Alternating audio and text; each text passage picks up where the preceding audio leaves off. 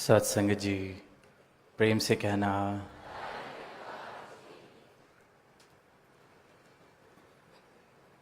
इस साल दूसरी बार यहाँ जबलपुर में सत्संग ये समागम करने का अवसर मिल रहा है और किस प्रकार मार्च में, जैसे हम सब ने अभी सुना, NYS और MP छत्तीसगढ़ का समागम कुछ ही महीने पहले यहाँ संपन्न हुआ और फिर एक बार यहाँ आप सबके बीच आने को मिल रहा है। सबके दर्शन हो रहे हैं, संतों का संग मिल रहा है। तो भाव, उद्देश्य, कहने वाली बात, सुनने वाली बात, जिस बात का मूल है वो सिर्फ एक, कहने के तरीके बदल जाएं, उदाहरण जिनका उपयोग किया जाए वो बदल जाएं, जिन संतों की वाणियाँ उनको आधार लेके जहाँ ये आवाज़ दी जा रही है वो बदल जाए, भाषा बदल जाए, पर बात एक ही, और वो बात है इस एक की, इस एक सत्ता, इस अविनाशी परमात्मा की, इस सत्य की, जो सत्य आज भी सत्य है, कल भी सत्य था और आगे भी सत्य रहने वाला है। और इस सत्य के अलावा, इस सत्ता के अलावा जो कुछ भी नजर आ रहा है उसने अपने समय के अनुसार या तो उसमें बदलाव आएगा या उसका विनाश होगा। सदैव रहने वाला जो इस आंखों से दिख रहा है, महसूस हो रहा है, कुछ भी नहीं, सिर्फ एक और एक, ये परमात्मा। इसलिए इसे सत्य कहा गया है क्योंकि इसमें कोई फेर बदल नहीं है। इसमें युगों के अनुसार, घड़ी के समय के अनुसार, किसी भी आधार पर कोई फेर बदल नहीं हो सकता। इसलिए फिर वो बिल्कुल सटीक बैठती हैं जो हम पढ़ते हैं वाणी में, आदि सच जुगाद सच, है भी सच, नानक होसी भी सच। आदिकाल से सत्य है, आज है सत्य तो आदिकाल से सत्य है। ये जितनी सृष्टि दिख रही है, इसका जब ये रूप नहीं भी था तब भी ये सत्ता तब भी सत्य थी। आज ये रूप है तब भी सत्य है। एवोल्यूशन के बारे में हम पढ़ते हैं कि आज जो रूप हम इंसान का देख रहे हैं, कितने लाखों करोड़ों साल लगे हैं प्रोसेस ऑफ एवोल्यूशन, साइंस में जिसे पढ़ा जाता है, ये स्पीशीज को इस तरह इवॉल्व होने में। तो ये ऐसा नहीं है कि ये इंसान आज इस रूप में है तो ये सत्ता सत्य बन गई। जब कुछ भी जो नजर आ रहा है नहीं था तब भी ये सत्य था, आज भी ये सत्य है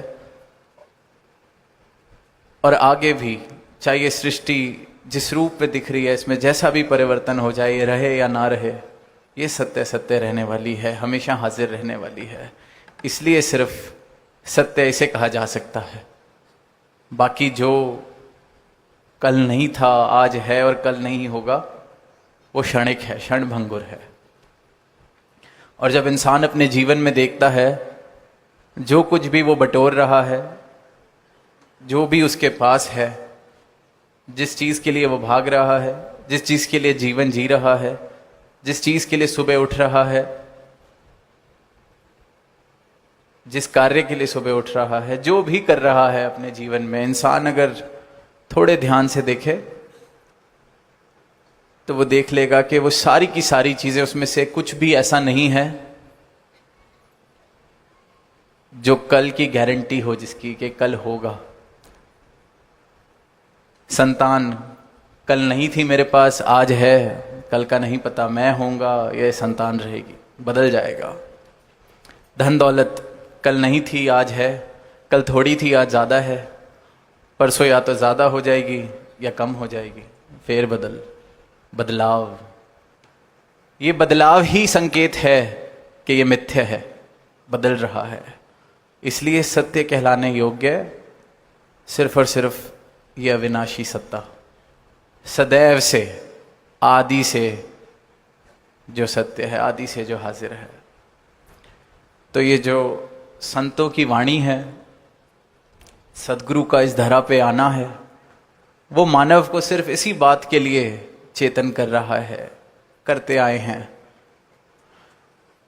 कि मुबारक है जो बटोरा जा रहा है। अब जीवन मिला है तो सुबह उठने का कोई कारण भी चाहिए, वरना करेंगे क्या। पर ये पता हो कि ये जितने कारण मैंने बना रखे हैं, इसमें से कुछ सत्य नहीं है। और ये जानते हुए ऐसा हो नहीं सकता कि इंसान के अंदर वो आवाज़ ना आए, वो ध्यान ना आए कि फिर सत्य क्या है, वो सवाल ना आए कि सत्य क्या है। जिसने ये जान लिया, जिसने ये एहसास कर लिया कि सही मायनों में तो जो भाग दौड़ चल रही है, सही मायनों में तो जो बटोरा है, सही मायनों में तो जो मेरे पास आज है, चाहे धन है, दौलत है, डिग्री है, रिश्ते हैं, नाते हैं, संतान है, सदैव सत्य रहने वाला तो इसमें से कुछ भी नहीं। और जब ये एहसास हो जाए, ये रियलाइजेशन हो जाए, तो सदैव रहने क्या वाला है, सदैव है क्या, ये सवाल जीवन में आना लाजमी है। तो यही सवाल जिस जिस जीवन में आया है, जवाब तो एक क्षण में मिल जाता है। हम सुनते आ रहे हैं, जितने सत्संग किसी ने भी अगर संतों की वाणी सुनी है, आज भी सुनी है, तो यही कहा जा रहा है कि सत्य को जानने में तो एक क्षण लगता है, जीवन कई बार निकल जाता है, वो आवाज आने में, वो जिज्ञासा आने में, वो एहसास होने में कि मेरे पास सत्य नहीं है। सत्य मिलने में तो एक क्षण, ये परमात्मा मिलने में तो एक क्षण, पर इस परमात्मा को मैं प्राप्त कर सकूं, वो योग्यता, वो पात्र मैं हूं कि नहीं, वो पात्रता पाने में पूरा पूरा जीवन निकल जाता है। क्योंकि इंसान इस मिथ्य को ही सत्य मान के अपना जीवन जीता चला जाता है। फिर कितनी बार उसको बोल लिया जाए कि मानव जन्म अनमोल है, होत ना बारंबार, बड़े भाग मानस तन पाया, सुर दुर्लभ सदग्रंथ ये गाया। आज भी सुना, भाई पर आपत मानुक दे हुरिया, गोविंद मिलन की ये तेरी बरिया। किसी भी तरीके से, किसी भी भाषा में, किसी भी आवाज़ में, समय में इंसान को ये बोला जाए, जब तक वो जागने के लिए तैयार नहीं है, तब तक नहीं जगाया जा सकता। दास अक्सर एक बात कहता है कि जो सो रहा है उसे जगाया जा सकता है, पर जिसने जिद की हुई है ना उठने की, आंख बंद करके लेटे रहने की, उसे नहीं उठाया जा सकता। अपने ही जीवन में देखें, कई बार सुबह उठना होता है, किसी को बोला भी होता है उठा दो, वो उठा भी देता है, पता भी है कि उठना है, फिर भी उठ के दोबारा सो जाते हैं। रोज का काम है हमारा। तो जो 84 लाख योनियों से सोया हुआ है, वो अपनी नींद कैसे छोड़ देगा? वो कैसे उठाने के बाद वापस सोने नहीं चला जाएगा? हमारा तो शरीर हमारे बस में नहीं। उठ के फिर सो जाते हैं। दास को अपनी ही बात स्कूल के दिनों की, बस 10 मिनट में उठते हैं, फिर जब स्कूल से वापसी का टाइम हुआ तब भी नींद खुली।